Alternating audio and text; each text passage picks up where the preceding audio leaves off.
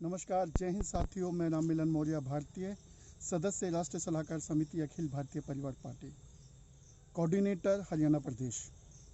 दोस्तों, आज मैं आपके सामने एक बहुत ज़रूरी बात करने के लिए आया हूँ। आज 17 सितंबर है। दोस्तों, आज भगवान विश्वकर्मा का दिवस है। उनके दिवस पर मैं सभी को हार्दिक शुभकामनाएं देता हूँ। और आज एक बहुत ही खास दिन भी है। हमारे देश के प्रधानमंत्री श्री नरेंद्र मोदी जी का जन्मदिन है। तो मैं सबसे पहले उनके जन्मदिन पर उनको हार्दिक बधाई एवं शुभकामनाएं देता हूं। लेकिन एक बहुत बड़ी विडंबना है कि आज हमारे देश के प्रधानमंत्री के जन्म दिवस को पूरा युवा बेरोजगार दिवस के रूप में मना रहा है। दोस्तों, राष्ट्रीय बेरोजगार दिवस के रूप में ये बहुत बड़ी विडंबना है और सोचने का विषय भी है कि जो युवा 2014, 2019 में पूरा देश मोदी के साथ था, आज मोदी से नाराज क्यों है? ऐसा क्या कारण है कि आज मोदी से उनका मोह भंग हो गया है? दोस्तों, इसका सबसे बड़ा कारण क्या है? आज देश में बेरोजगारी अपने उच्चतम स्तर पर पहुंच गई है। दोस्तों, आज देश में बेरोजगारी के हालात बहुत ज़्यादा अच्छे नहीं हैं। अगर मैं बात करूं, देश में जो भी युवा हैं पढ़ाई तो करते हैं, लेकिन पढ़ाई करने के बाद भी उनको रोजगार नहीं है। आज देश की बात करें तो लगभग 2 करोड़ लोग हर साल ग्रेजुएशन करते हैं, मास्टर्स करते हैं, अपनी पढ़ाई पूरी करके निकलते हैं, लेकिन उनको रोजगार नहीं मिल पाता। बहुत सारे ऐसे युवा हैं जो सरकारी नौकरी के लिए पूरे अपने जो भी उनकी उम्र होती है पूरी उम्र कोशिश करते रहते हैं। एज लिमिट भी क्रॉस हो जाती है, उसके बाद भी जॉब नहीं लग पाती। कुछ ऐसे लोग हैं जिनकी नौकरी लग जाती है, और बहुत सारे ऐसे साथी हैं जिनकी जॉब लग भी जाती है, प्राइवेट में लगती है, लेकिन बहुत सारे ऐसे साथी हैं जो कि अंडर एम्प्लॉयमेंट काम करने पर मजबूर हैं इस देश में। अंडर एम्प्लॉयमेंट का मतलब क्या हुआ? अंडर एम्प्लॉयमेंट, मान लीजिए किसी की क्षमता बहुत ज़्यादा है, 50,000 1 लाख रुपये सैलरी की है, लेकिन वो लोग आज 10, 15,000, 20,000 रुपये नौकरी करने पर मजबूर हैं। आज एक पियून की नौकरी निकलती है तो दोस्तों MA, BEd, MPhil उस पोस्ट के लिए अप्लाई करते हैं। यानी मास्टर डिग्री वाले लोग पियून की पोस्ट के लिए अप्लाई करते हैं। 10,000, 15,000, 12,000 की नौकरी के लिए, 20,000 की नौकरी के लिए एक इंजीनियर नौकरी कर रहा है, एक एमटेक नौकरी कर रहा है, एक बीटेक नौकरी कर रहा है, 15,000, 20,000, 25,000, 30,000 रुपये, जबकि उनकी क्षमता 1 लाख, 1.5 लाख, 2 लाख रुपए की है। क्यों? क्योंकि देश में बेरोजगारी का स्तर बहुत ज़्यादा गिर चुका है। दोस्तों, रोजगार नहीं है आज देश में। इसका दोषी कौन है आखिर? ये बहुत सोचने की बात है। आज देश को हम विश्व गुरु बनाने की ओर अग्रसर हैं। हमारे देश के प्रधानमंत्री कहते हैं कि देश को विश्व गुरु बनाएंगे, लेकिन विश्व गुरु कैसे बनाएंगे? आज देश में युवाओं के पास रोजगार नहीं है, रोजगार के लिए तरस रहे हैं, पढ़ाई लिखाई पूरी करने के बावजूद भी नौकरी नहीं है। तो किस तरीके से हमारा देश विश्व गुरु बनेगा? आज मोदी जी कहते हैं 5 ट्रिलियन इकोनॉमी होनी चाहिए देश की। कैसे होगी? आज देश का युवा बेरोजगार है, देश के युवा के पास रोजगार नहीं है। जब रोजगार नहीं होगा, वो आर्थिक रूप से मजबूत नहीं होगा।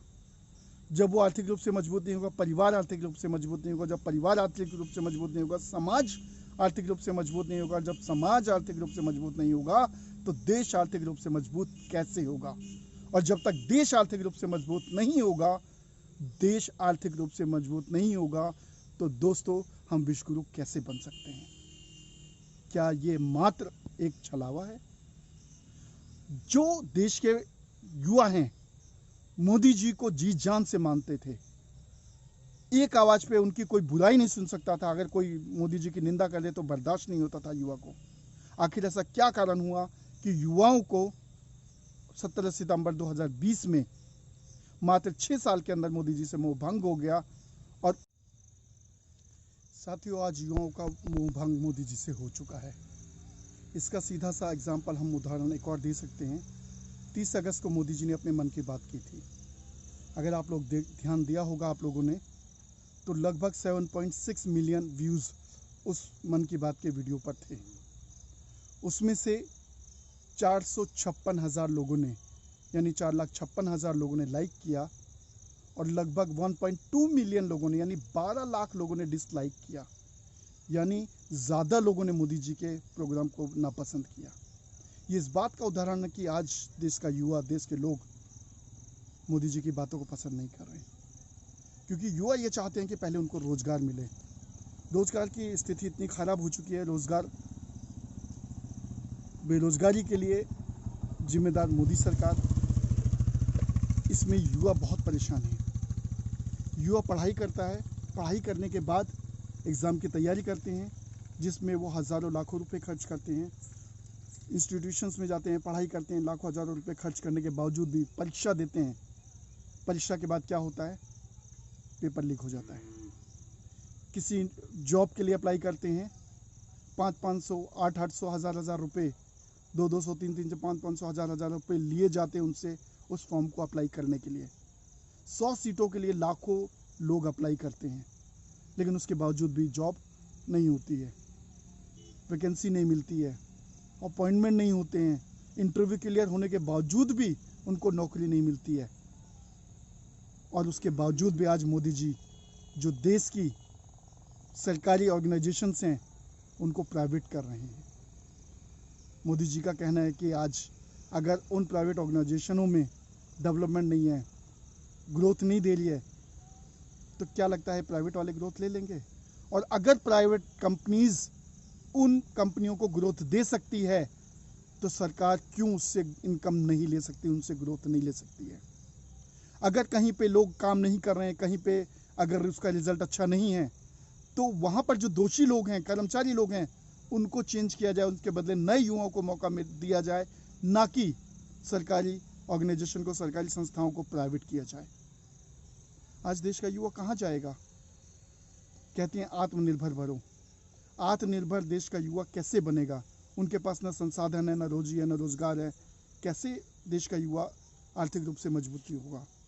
मोदी जी चेत जाइए, अभी युवाओं ने ये आगाज़ किया है, अभी तो ये आगाज़ है, अंजाम अभी बाकी है। नापी है मुट्ठी भर ज़मीं, नापना सारा आसमां बाकी है। मोदी जी जाग जाइए, अभी शुरुआत किया है, और ऐसा ना हो आने वाले समय में आपको सत्ता से उतरना पड़े। और अगर आपने युवाओं का ध्यान नहीं दिया, युवाओं के रोज़गार की तरफ ध्यान नहीं दिया, तो पूरे देश की अर्थव्यवस्था चरमरा जाएगी और भी खराब स्थिति होगी। जय हिंद, जय भारत साथियों।